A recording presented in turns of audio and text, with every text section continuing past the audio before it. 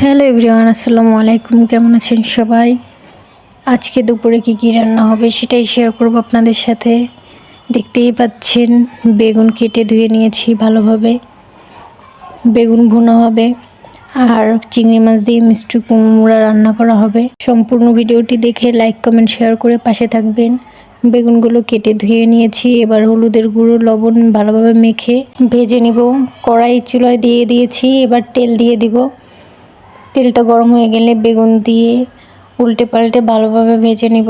বেগুন ভাজা শেষ, বেগুনগুলো নামিয়ে কড়াইতে তেল দিয়ে তার মধ্যে পেঁয়াজ কুচি, কাঁচামরিচ কুচি দিয়ে ভেজে সামান্য পানি দিয়ে দেব। এবার একে একে মশলাগুলো দিয়ে দেব।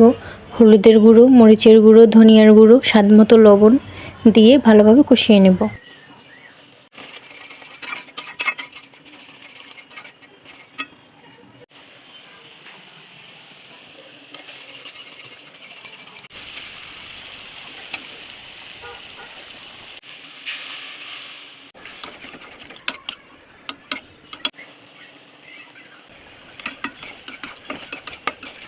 কষানো শেষ, এবার পরিমাণ মতো পানি দিয়ে দেব।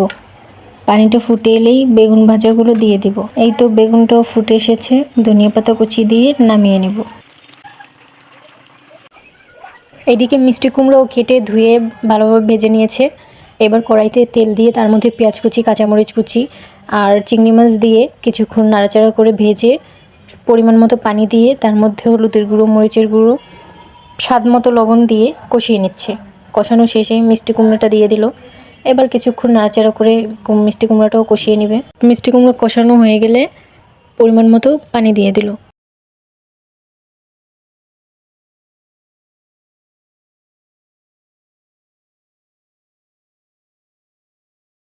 এই তো ঝোলটাও ফুটে গেছে, সেদ্ধ হয়ে গেছে, এবার নামিয়ে নেব। এই ছিল আমাদের আজকের রান্না বান্না। ধন্যবাদ সবাইকে পুরো ভিডিওটি দেখার জন্য।